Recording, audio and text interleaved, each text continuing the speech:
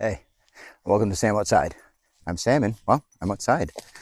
Uh, Believe it or not, I rarely get affected by it, but I know it's out there. And yeah, from time to time, I have moments where I spend too much time in the office. And if it goes on for a couple days in a row, I start to get affected by seasonal affective disorder. Summer SAD.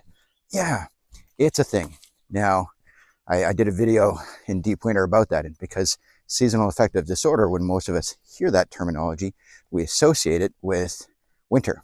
All right. So yeah, and I get it because I live in a part of the world where that is it's 6 months, right? And if you're an outdoor person and you're not comfortable with the outdoor conditions, you don't have the means or the resources to be comfortable outside, then you just don't do it.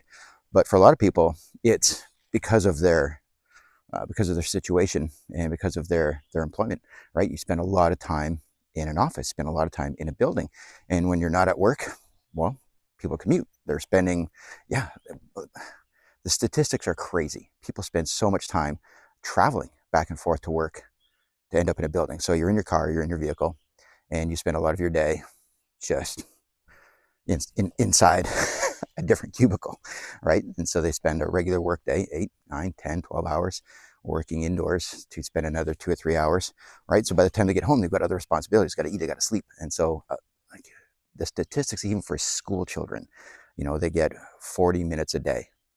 40 minutes a day, that's not enough, right? So like it just doesn't help foster, doesn't give their body what they need. So when we get into adults, yeah, seasonal affective disorder can still affect a major portion of the population in summer. And you think, well, I mean, the conditions are ideal, but their situation is not conducive to getting the amount of outdoor time. And a little bit in addition to that is the reality or the guilt around that, right? They know that it's better, right? And then they've got friends, family who are inviting them to, so whatever time they've got for their day off to spend time outdoors.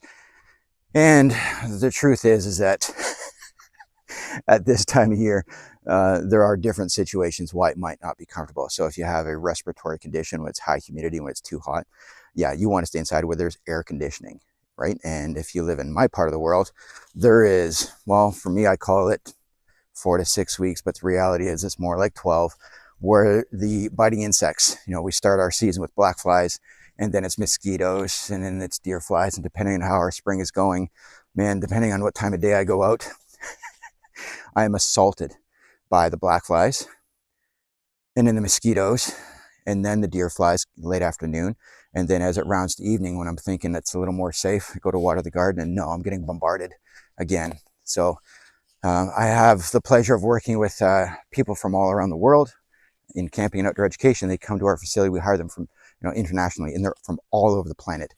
And their first bug bite in the Muskokas is the worst experience. And if they're not aware of how to treat that, they end up getting sepsis. Those bug bites start getting infected. Their body just doesn't have what I would consider a tolerance for it.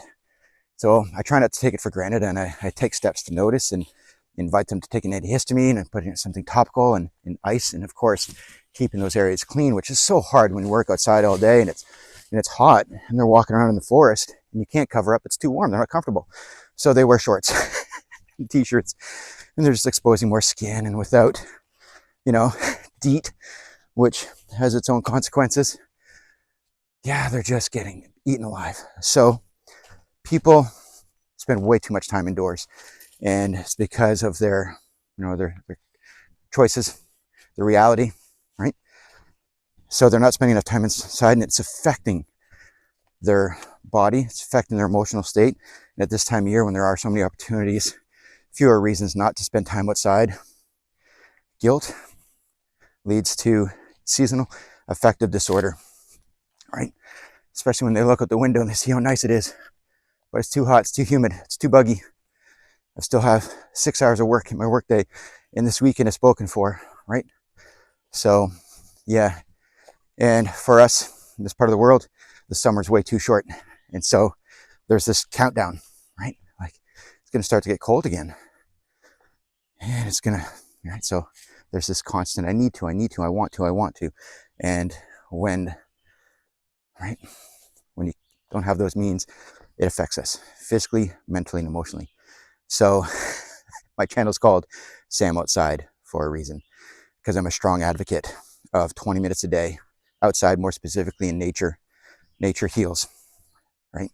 And there are some syndromes, and there is some research around the benefits of spending time outdoors for so many physical, mental, and emotional, financial means, because there's a cost to someone suffering the effects, long-term effects of stress and exposure to hypertension, blood pressure, lack of sleep, and spending time, 20 minutes, even 20 minutes a day, 20 minutes every other day. That's a great place to start. But man, if you can spend a couple hours throughout your week outside, those benefits, they start to compound, start to change you from the inside out.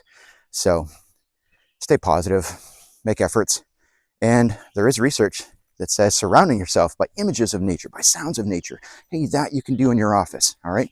Have green things around you, even if they're plastic, which is so sad. But yeah, bring nature indoors.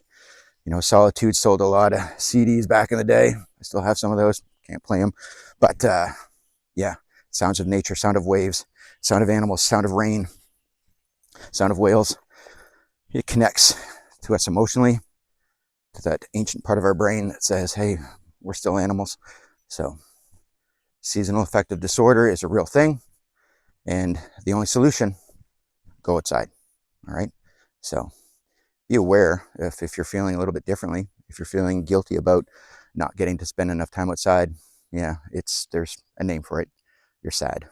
All right. So seasonal affective disorder has a solution.